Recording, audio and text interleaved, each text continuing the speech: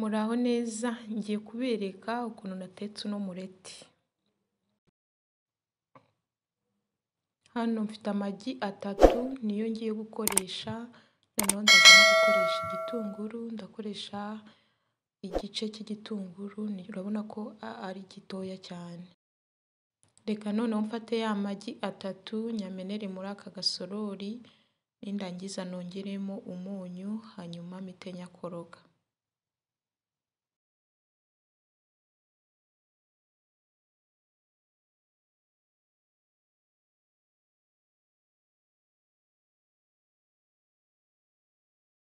Nindangiza kuyakoroga ndayashyira ku ruhande, mfate na cya gitunguru nacyo nkikate.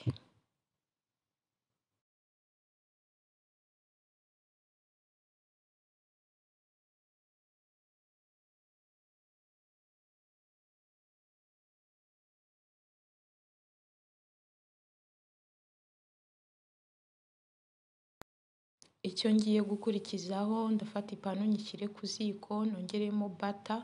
Hano ushobora gukoresha andi mavuta asanzwe yo guteka. Ndahita nongeramo bya bitunguru ndabiteka bise n'ibyenda gushya, ntabwo ndi bubihishe cyane. Reka mfundikire bino bitunguru nk'amasegonda nka 30. Noneho ikindi ngiye gukurikizaho, ngiye gufata ya magi nyasukemo hano muri ibi bitunguru, ndagenda nyasuka nyakwiza kuri buri mpande zose, uko nguko ndi kubigenza. Nindangiza ndahita mfundikira, ngabanya umuriro nshyire ku kariro ka nyuma. Ntabwo ndi buhindure uno mureti, ndawihorera kugeza uhiye.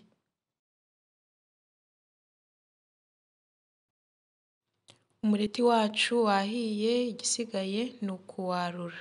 Nkimara gusukamo amagi ngahita mfundikira, nkacana ku kariro gakeya kugira ngo uno mureti ushye. Nakoresheje iminota 7 yonyine.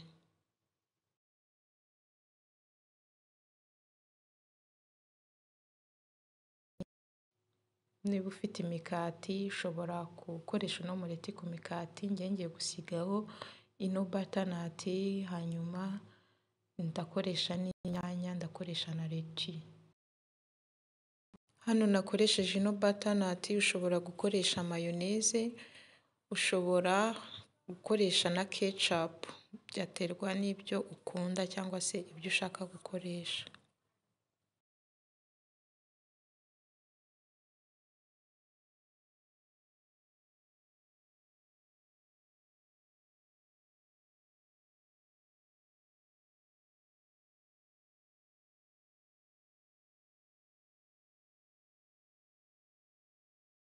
Uku niko ngiye kuwutegura umureti wanjye. Ushobora no kuwufata wonyine, byaterwa nawe, byaterwa n'ibyo ukunda cyangwa se n'ibyo ubona bikoroheye.